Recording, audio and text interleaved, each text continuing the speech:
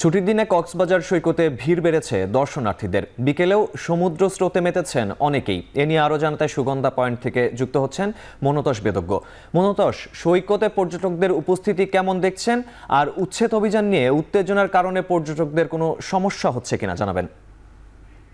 সৈকতের নগরীতে আসলে সমুদ্রের নোনাজলের স্পর্শ কিংবা সমুদ্র তীরে দাঁড়িয়ে সূর্যাস্ত দেখা এই বিরল দৃশ্যের সাক্ষী হতে আসলে দেশের নানা প্রান্ত থেকে ছুটে আসেন মানুষ, এবং ছুটির দিনগুলোতে মানুষের সেই উপচে পড়া ভিড় আরো প্রবল রূপ নেয়। এবং আমরা আজকেও দেখছি যে প্রচুর মানুষ রয়েছে সৈকতের, পুরো সৈকত জুড়েই আসলে বিপুল মানুষের উপস্থিতি বলা যায়। এবং তারা কিন্তু নিজেদের মতো করে আনন্দ উচ্ছ্বাসের সাথে আসলে সময়টা কাটাচ্ছেন। এবং যেটি বলছিলেন যে সকালের যে উচ্ছেদ অভিযান সেটির কোনো প্রভাব পড়েছে কিনা, সেটি সকালের দিকে আমরা দেখেছি মূলত পর্যটকরা, যেসব পর্যটক কক্সবাজার বন্দর সড়ক দিয়ে বিমানে যাতায়াত করেন, সেই সড়কে প্রায় ১.৫ ঘন্টার মতো তাদের যাতায়াত বিঘ্নিত হয়েছে। এবং অনেকে কিন্তু ২ থেকে আড়াই কিলোমিটার পথ কিন্তু তাদের হেঁটে বিমানবন্দরে পৌঁছতে হয়েছে, কিংবা বিমানবন্দর থেকে অন্য গাড়ি ধরতে হয়েছে। এভাবেই কিন্তু সকাল ১১টা পর্যন্ত এই সময়টা এভাবেই গিয়েছে পর্যটকদের। তবে যারা সড়ক পথে এসেছেন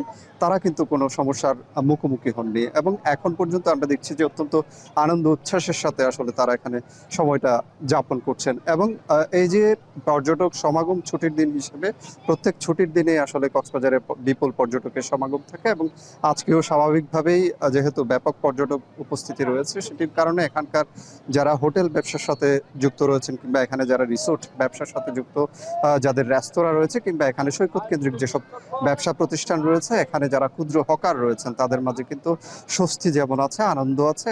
এবং তারা এই যে পর্যটকের উপস্থিতি, এটির কারণে তারা খুশি। সৈকত ছাড়াও কিন্তু এখানে অন্যান্য যে পর্যটন স্পটগুলো রয়েছে, সবখানে কিন্তু পর্যটকদের স্বতঃস্ফূর্ত উপস্থিতি আজকে সকাল থেকে আমরা দেখছি। এবং বিকেলেও পর্যটকদের যে আনন্দ উচ্ছ্বাস, সেটির সাথে যোগ দিয়েছেন স্থানীয়রাও। মাহফুজ, এই ছিল আমার কাছে সৈকত থেকে সবশেষ। কক্সবাজার থেকে যুক্ত ছিলেন মনতোষ বেদজ্ঞ।